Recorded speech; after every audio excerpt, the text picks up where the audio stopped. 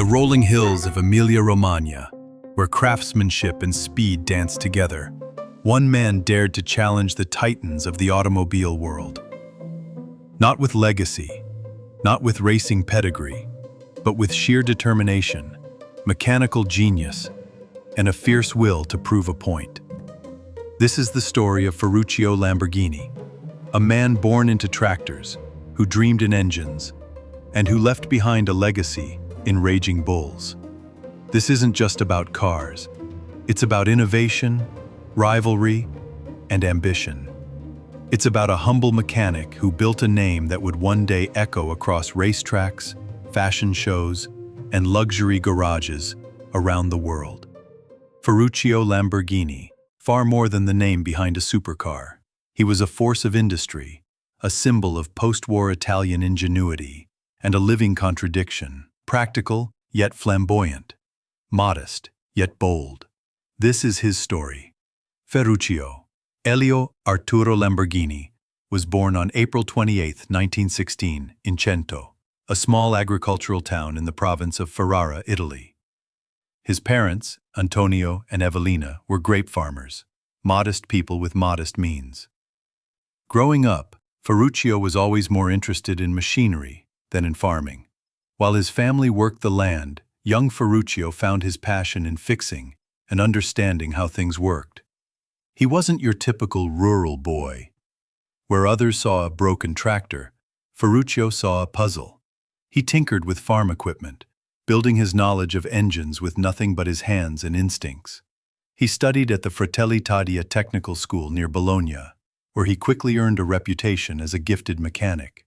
But it wasn't long before his talents were called to greater use. During World War II, Lamborghini was drafted into the Italian Royal Air Force as a mechanic. Stationed on the island of Rhodes, he maintained military vehicles and aircraft. Even in the chaos of war, his skills stood out.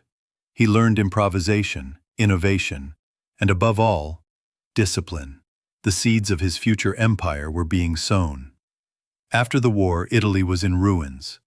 But Ferruccio saw opportunity where others saw despair. Post-war Italy was rebuilding, and its farmers needed tractors.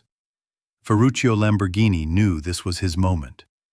In 1948, with a small investment and a huge vision, he founded Lamborghini Trattori. Using surplus military equipment, like engines from W-Tonero trucks and tank parts, he built his first tractors by hand. These weren't just cobbled-together machines. They were robust, reliable, and affordable. Lamborghini's tractors quickly gained a reputation for innovation. His genius wasn't in creating from scratch, but in improving what already existed. He automated starter systems, introduced fuel-efficient designs, and tailored his machines to the needs of the Italian farmer. By the early 1950s, Lamborghini Trattori was a booming business. Ferruccio became a millionaire, commanding a factory and a workforce that churned out hundreds of tractors a month. But Ferruccio was never content. Success bred ambition. With money came luxury, and with luxury came fast cars. And so Ferruccio began buying them. Ferraris, Maseratis, and Alfa Romeos. But one car in particular changed everything. Ferruccio owned a Ferrari 250 GT, one of the most coveted cars of its time. But he wasn't impressed. The clutch kept failing. The ride was too rough. The car, he believed, was a showpiece, not a driver's machine. As the story goes, Ferruccio visited Enzo Ferrari to complain. Enzo, known for his arrogance, allegedly snapped back, "You may be able to drive a tractor, but you'll never be able to handle a Ferrari." Those words lit a fire in Ferruccio Lamborghini that would change automotive history. Ferruccio believed that he could build a better Grand Tourer, a luxury car that was as fast as it was refined. One that wasn't just for racetracks, but for the open road.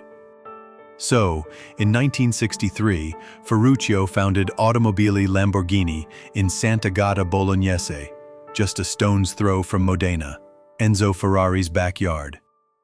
He wasn't a racer. He wasn't a legacy name in automotive design, but he had money, vision, and access to the best engineers in Italy. Among his recruits were Giotto Bizzarini, the man behind Ferrari's V12 engines, and designer Franco Scaglione. Their goal? Build the ultimate grand touring car. In 1964, Lamborghini unveiled the 350 GT, his first production car. It was elegant, powerful, and surprisingly refined. Critics and consumers alike were impressed. Ferruccio had done the unthinkable. He had entered the luxury sports car market, and succeeded. But he wasn't finished. 2 years later, he would shake the foundations of the automotive world with a single car, the Lamborghini Miura.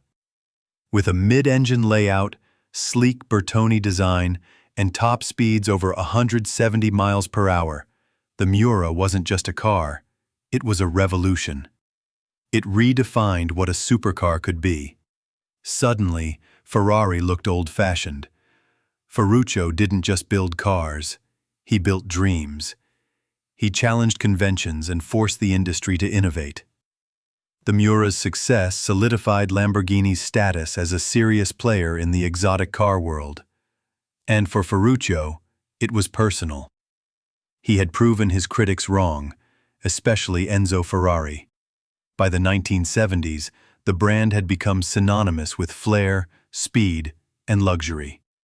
Ferruccio was now at the helm of not one, but 2 empires, tractors and cars.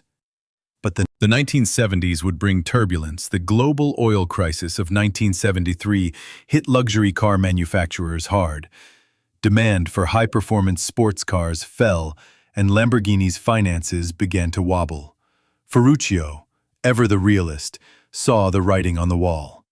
He had built his companies from the ground up, and he would not watch them unravel. In 1972, he sold his majority stake in the car company. By 1974, he had completely stepped away from Automobili Lamborghini.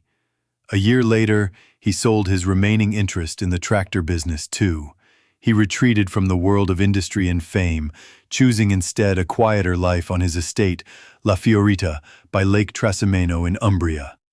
There, he returned to his roots, making wine, growing olives, and enjoying the fruits of his labor.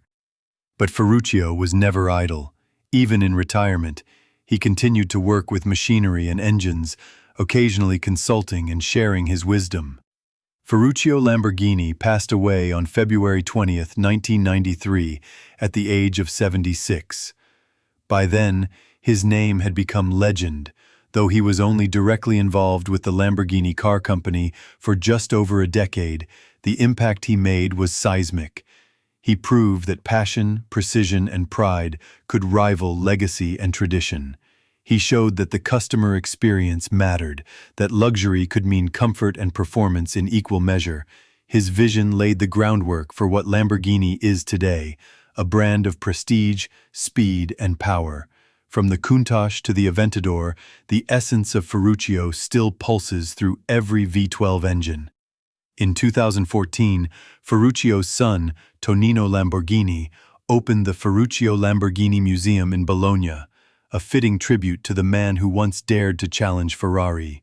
Ferruccio wasn't just a businessman, he was a builder, a rebel, and above all, a dreamer.